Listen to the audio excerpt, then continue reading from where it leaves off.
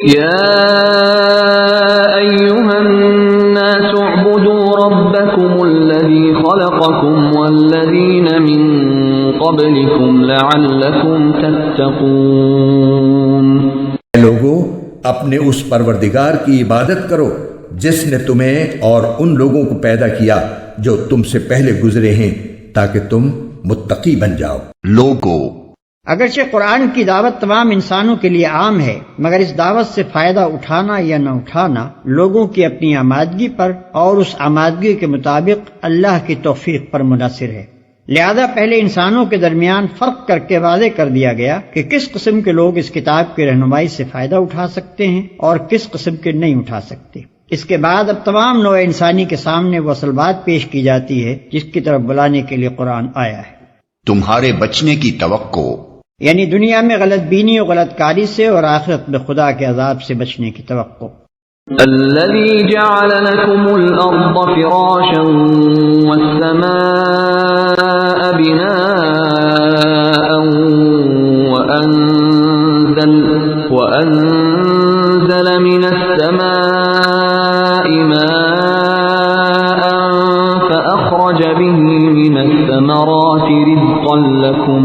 فلا تجعلوا لله أندادا وأنتم تعلمون. وہ پروردگار جس نے تمہارے لیے زمین کو بچھونا بنایا اور آسمان کو چھت اور آسمان سے پانی برسایا، پھر اس کے ذریعے تمہارے رزق کے طور پر پھل نکالے، لہذا اللہ کے ساتھ شریک نہ ٹھہراؤ جبکہ تم یہ سب باتیں جانتے ہو. ان دو آیتوں میں اسلام کے بنیادی عقیدے توحید کی دعوت دی گئی ہے اور مختصر انداز میں اس کی دلیل بھی بیان کر دی گئی ہے. اہل عرب یہ مانتے تھے کہ ساری کائنات کو پیدا کرنا، زمین و آسمان کی تخلیق اور آسمان سے بارش برسانا اور اس سے پیداوار اگانا، یہ سب کام اللہ تعالیٰ کے ہیں. اس کے باوجود وہ یہ عقیدہ رکھتے تھے کہ اللہ تعالیٰ نے بہت سے کام بتوں کے سپرد کر رکھے ہیں اور وہ بت اپنے اپنے کاموں میں براہ راست فیصلہ کرنے کی صلاحیت رکھتے ہیں، لہذا وہ ان بتوں کی عبادت اس لیے کرتے تھے کہ وہ ان کی مدد کریں. اللہ تعالیٰ نے فرمایا کہ جب ہر چیز پیدا کرنے والے ہم ہیں اور ہمیں کائنات چلانے کے لیے کسی کی مدد کی ضرورت نہیں، تو عبادت کسی اور کی کرنا کتنے بڑے ظلم کی بات ہے. وَإِن كُنتُمْ فِي رَيْبٍ مِّمَّا نَزَّلْنَا عَلَى عَبْدِنَا فَأْتُوا بِسُورَةٍ مِّن مِّثْلِهِ وَادْعُوا شُهَدَاءَكُم مِّن دُونِ اللَّهِ إِن كُنتُمْ صَادِقِينَ. اور اگر تم اس قرآن کے بارے میں ذرا بھی شک میں ہو جو ہم نے اپنے بندے محمد صلی اللہ علیہ وآلہ وسلم پر اتارا ہے، تو اس جیسی کوئی ایک صورت ہی بنا لاؤ، اور اگر سچے ہو تو اللہ کے سوا اپنے تمام مددگاروں کو بلا لو. لم تفعلوا ولن تفعلوا فاتقوا النار التي وقودها الناس والحجارة أعدت للكافرين. پھر بھی اگر تم یہ کام نہ کر سکو اور یقیناً کبھی نہیں کر سکو گے تو ڈرو اس آگ سے جس کا ایندھن انسان اور پتھر ہوں گے، وہ کافروں کے لیے تیار کی گئی ہے. پچھلی آیات میں توحید کا بیان تھا، اب اسلام کے دوسرے اہم عقیدے یعنی حضرت صلی اللہ علیہ وسلم کی رسالت کا بیان ہے. اور عرب کے جو لوگ قرآن پر ایمان لانے کے بجائے یہ الزام لگاتے تھے کہ حضرت صلی اللہ علیہ وسلم شاعر ہیں اور انہوں نے اپنی طرف سے یہ کلام بنا لیا ہے، انہیں زبردست چیلنج دیا گیا ہے کہ اگر ایسا کلام کوئی انسان بنا سکتا ہے تو تم بڑے فصیح و بلیغ ہو، تم سب مل کر قرآن جیسی کوئی ایک صورت ہی بنا کر لے آؤ. ساتھ ہی قرآن نے دعویٰ کیا ہے کہ تم سب مل کر بھی ایسا نہیں کر سکو گے. اور واقعہ یہی ہے کہ اہل عرب جو اپنی زبان و ادب پر ناز کرتے تھے، ان سب کو اس چیلنج کے بعد صاف سونگ گیا اور کوئی شخص یہ چیلنج قبول کرنے کے لیے آگے نہ بڑھا. بڑے بڑے شاعروں اور ادیبوں نے اس خدائی کلام کے آگے گھٹنے ٹیک دیے اور اس طرح حضرت صلی اللہ علیہ وسلم کی رسالت اور قرآن کریم کی سچائی روز روشن کی طرح ثابت اور واضح ہو گئی. بشر الذين آمنوا وعملوا الصالحات أن لهم جنات تجري من تحتها الأنهار كلما رزقوا منها من ثمرة رزقا قالوا هذا الذي رزقنا من قبل وأتوا به متشابها ولهم فيها أزواج مطهرة وهم فيها خالدون۔ اور جو لوگ ایمان لائے ہیں اور انہوں نے نیک عمل کیے ہیں ان کو خوشخبری دے دو کہ ان کے لیے ایسے باغات تیار ہیں جن کے نیچے نہریں بہتی ہوں گی۔ جب کبھی ان کو ان باغات میں سے کوئی پھل رزق کے طور پر دیا جائے گا تو وہ کہیں گے یہ تو وہی ہے جو ہمیں پہلے بھی دیا گیا تھا، اور انہیں وہ رزق ایسا ہی دیا جائے گا جو دیکھنے میں ملتا جلتا ہوگا، اور ان کے لیے وہاں پاکیزہ بیویاں ہوں گی اور وہ ان باغات میں ہمیشہ ہمیشہ رہیں گے۔ یہ اسلام کے تیسرے عقیدے یعنی آخرت پر ایمان کا بیان ہے۔ اس میں بتایا گیا ہے کہ مرنے کے بعد ایک اور زندگی آنے والی ہے جس میں ہر انسان کو اپنے تمام اعمال کا جواب دینا ہوگا۔ اگر ایمان کے ساتھ نیک عمل کیے ہوں گے تو وہ جنت نصیب ہوگی جس کی ایک جھلک اس آیت میں دکھائی گئی ہے۔ اس کا مطلب ایک تو یہ ہو سکتا ہے کہ جنت ہی میں انہیں وقفوں سے ایسے پھل دیے جائیں گے جو دیکھنے میں بالکل ملتے جلتے ہوں گے مگر لذت اور ذائقے میں ہر پھل نیا ہوگا، اور دوسرا مطلب یہ بھی ممکن ہے کہ جنت کے پھل دیکھنے میں دنیا کے پھلوں کی طرح ہوں گے،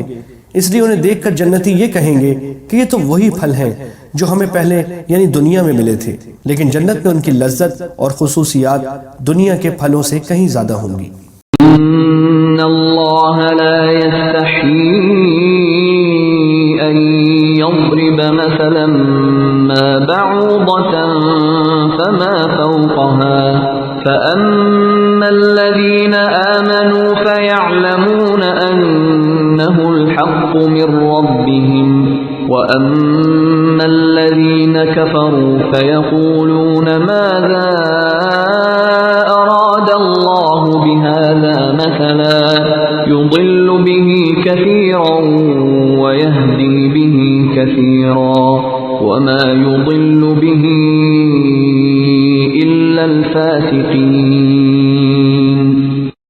بے شک اللہ اس بات سے نہیں شرماتا کہ وہ کسی بات کو واضح کرنے کے لیے کوئی بھی مثال دے، چاہے وہ مچھر جیسی معمولی چیز کی ہو یا کسی ایسی چیز کی جو مچھر سے بھی زیادہ معمولی ہو۔ اب جو لوگ مومن ہیں وہ خوب جانتے ہیں کہ یہ مثال ایک حق بات ہے جو ان کے پروردگار کی طرف سے آئی ہے، البتہ جو لوگ کافر ہیں وہ یہی کہتے ہیں کہ بھلا اس حقیر مثال سے اللہ کا کیا مطلب ہے۔ اس طرح اللہ اس مثال سے بہت سے لوگوں کو گمراہی میں مبتلا کرتا ہے اور بہت سوں کو ہدایت دیتا ہے، مگر وہ گمراہ انہی کو کرتا ہے جو نافرمان ہیں۔ بعض کافروں نے قرآن کریم پر یہ اعتراض کیا تھا کہ اس میں کچھ مثالیں مکھی، مچھر، مکڑی وغیرہ کی دی گئی ہیں، اگر یہ واقعی خدا کا کلام ہوتا تو اس میں ایسی حقیر چیزوں کا ذکر نہ ہوتا۔ ظاہر ہے یہ اعتراض بڑا بے تکا اعتراض تھا، کیونکہ مثال ہمیشہ مضمون کی مناسبت سے دی جاتی ہے۔ اگر کسی حقیر و ذلیل چیز کی مثال دینی ہو تو ایسی ہی کسی چیز سے دی جائے گی جو حقیر و ذلیل ہو۔ یہ کسی کلام کا عیب تو کیا ہوتا، اس کی فصاحت و بلاغت کی دلیل ہے، مگر یہ بات انہی کی سمجھ میں آتی ہے جو طالب حق ہوں اور حق پر ایمان لا چکے ہوں، لیکن جنہوں نے کفر کی قسم کھا رکھی ہے انہیں تو ہر بات پر ہر حالت میں اعتراض کرنا ہے، اس لیے وہ ایسی بے تکی باتیں کہتے ہیں۔ یعنی قرآن کریم کی یہی آیتیں جو طالب حق کو ہدایت بخشتی ہیں ایسی لوگوں کے لیے مزید گمراہی کا سبب بن جاتی ہیں جنہوں نے ضد اور ہٹ دھرمی پر کمر باندھ کر یہ طے کر لیا ہے کہ حق بات ماننی نہیں ہے، چونکہ وہ ہر نئی آیت کا انکار کرتے ہیں اور ہر آیت کا انکار ایک مستقل گمراہی ہے۔ الذين ينقضون عهد الله من بعد ميثاقه ويقطعون ما أمر الله به أن يوصل ويفسدون في الأرض أولئك هم الخاسرون۔ وہ جو اللہ سے کیے ہوئے عہد کو پختہ کرنے کے بعد بھی توڑ دیتے ہیں اور جن رشتوں کو اللہ نے جوڑنے کا حکم دیا ہے انہیں کاٹ ڈالتے ہیں اور زمین میں فساد مچاتے ہیں،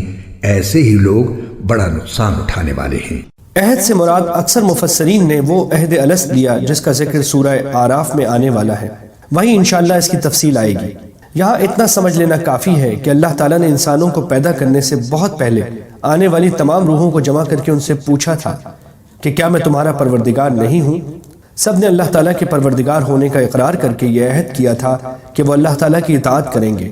پھر اس آیت میں عہد کو پختہ کرنے سے مراد بظاہر یہ ہے کہ ہر دور میں اللہ تعالیٰ کے رسول آتے رہے جو اس عہد کی یاد دلا کر اللہ تعالیٰ کے خالق و مالک ہونے پر دلائل قائم کرتے رہے۔ اس عہد کی ایک اور تشریح بھی ممکن ہے، اور وہ یہ کہ اس سے مراد وہ عملی اور خاموش عہد ٹاسٹ کویننٹ ہے جو ہر انسان پیدا ہوتے ہی اپنے خالق و مالک سے کرتا ہے۔ یہ ایسا ہی ہے جیسے ہر شخص جو کسی ملک میں پیدا ہوتا ہے وہ اس ملک کا شہری ہونے کے ناطے یہ خاموش عہد کرتا ہے کہ وہ اس ملک کے قوانین کا پابند ہوگا، خواہ زبان سے اس نے کچھ نہ کہا ہو، لیکن اس کا کسی ملک میں پیدا ہونا ہی اس عہد کے قائم مقام ہے۔ اس طرح اس کائنات میں جو شخص بھی پیدا ہوتا ہے وہ خود بخود اس عہد کا پابند ہو جاتا ہے کہ وہ اپنے پیدا کرنے والے کی ہدایت کے مطابق زندگی بسر کرے گا۔ اس عہد کے لیے زبان سے کچھ کہنے کی ضرورت نہیں ہے۔ غالباً اسی وجہ سے اگلی آیت میں باری تعالیٰ نے فوراً یہ ارشاد فرمایا کہ تم اللہ تعالیٰ کے ساتھ کفر کا طرز عمل آخر کیسے اختیار کر لیتے ہو حالانکہ تم بے جان تھے، اسی نے تمہیں زندگی بخشی۔ یعنی اگر ذرا غور کرو تو تنہا یہ بات کہ کسی نے تمہیں پیدا کیا ہے تمہاری طرف سے یہ عہد و پیما ہے کہ تمہارے لیے اس کی نعمتوں کا اعتراف اور اس کے بتائے ہوئے طریقے پر چلنا لازمی ہوگا، ورنہ یہ کون سی عقل اور کون سا انصاف ہے کہ پیدا تو اللہ تعالیٰ کرے اور فرما برداری اس کے بجائے کسی اور کی جائے۔ پھر اس خاموش عہد کو مزید پختہ کرنے سے مراد یہ ہے کہ اللہ تعالیٰ اپنے پیغمبروں کے ذریعے متواتر تمہیں اس عہد کی یاد دہانی کراتا رہا ہے، اور ان پیغمبروں نے وہ مضبوط دلائل تمہارے سامنے پیش کیے ہیں جن سے یہ عہد مزید پختہ ہو گیا ہے کہ انسان کو ہر معاملے میں اللہ تعالیٰ کی اطاعت کرنی ہے۔ اس سے مراد رشتہ داروں کے وہ حقوق پامال کرنا ہے جنہیں صلہ رحمی کہا جاتا ہے۔ یہاں اللہ تعالیٰ نے ان کافروں کی 3 صفات بیان فرمائی ہیں۔ ایک یہ کہ وہ اللہ سے کیا ہوا عہد توڑتے ہیں، دوسرے یہ کہ وہ رشتہ داروں کے حقوق پامال کرتے ہیں، اور تیسرے یہ کہ زمین میں فساد مچاتے ہیں۔ ان میں سے پہلی چیز اللہ تعالیٰ کے حقوق سے متعلق ہے، یعنی نہ وہ اللہ تعالیٰ کے بارے میں وہ عقیدہ رکھتے ہیں جو رکھنا چاہیے، اور نہ اس کی وہ عبادت کرتے ہیں جو ان پر فرض ہے۔ دوسری اور تیسری چیز کا تعلق حقوق العباد سے ہے۔ اللہ تعالیٰ نے مختلف رشتوں کے جو حقوق مقرر فرمائے ہیں ان کی ٹھیک ٹھیک ادائیگی سے ہی ایک پاکیزہ معاشرہ وجود میں آتا ہے، اور اگر ان رشتوں کو کاٹ کر باپ بیٹے، بھائی بھائی، شوہر اور بیوی ایک دوسرے کے حقوق پامال کرنا شروع کر دیں تو وہ خاندانی نظام تباہ ہو جاتا ہے جس پر ایک صحت مند تمدن کی بنیاد قائم ہوتی ہے۔ لہٰذا اس کا لازمی نتیجہ زمین میں فساد کی صورت میں نکلتا ہے۔ اسی لیے قرآن کریم نے رشتوں کو کاٹنے اور زمین میں فساد مچانے کو سورہ محمد میں بھی ایک ساتھ ملا کر ذکر فرمایا ہے۔ فَتَكْفُرُونَ بِاللَّهِ وَكُنْتُمْ أَمْوَاتًا فَأَحْيَاكُمْ ثُمَّ يُمِيتُكُمْ ثُمَّ يُحْيِيكُمْ ثُمَّ إِلَيْهِ تُرْجَعُونَ۔ تم اللہ کے ساتھ کفر کا طرز عمل آخر کیسے اختیار کر لیتے ہو حالانکہ تم بے جان تھے، اسی نے تمہیں زندگی بخشی، پھر وہی تمہیں موت دے گا، پھر وہی تم کو دوبارہ زندہ کرے گا، اور پھر تم اسی کے پاس لوٹ کر جاؤ گے۔ هو الذي خلق لكم ما في الأرض جميعا ثم استوى إلى السماء فسواهن 7 سماوات وهو بكل شيء عليم۔ وہی ہے جس نے زمین میں جو کچھ ہے تمہارے لیے پیدا کیا، پھر وہ آسمان کی طرف متوجہ ہوا، چنانچہ ان کو 7 آسمانوں کی شکل میں ٹھیک ٹھیک بنا دیا، اور وہ ہر چیز کا پورا علم رکھنے والا ہے۔ انسان کو توجہ دلائی جا رہی ہے کہ وہ کائنات کی جتنی چیزوں سے فائدہ اٹھاتا ہے سب اللہ تعالیٰ کی عطا فرمائی ہوئی ہیں۔ ان میں سے ہر چیز اس کی توحید کی گواہی دے رہی ہے، اس کے باوجود اس کے ساتھ کفر کا رویہ اختیار کرنا کتنی بڑی ناشکری ہے۔ اسی آیت سے فقہا نے یہ اصول بھی مستنبط کیا ہے کہ دنیا کی ہر چیز اصل میں حلال ہے، اور جب تک کسی چیز کی حرمت پر کوئی دلیل نہ ہو اس وقت تک اس کو حلال ہی سمجھا جائے گا۔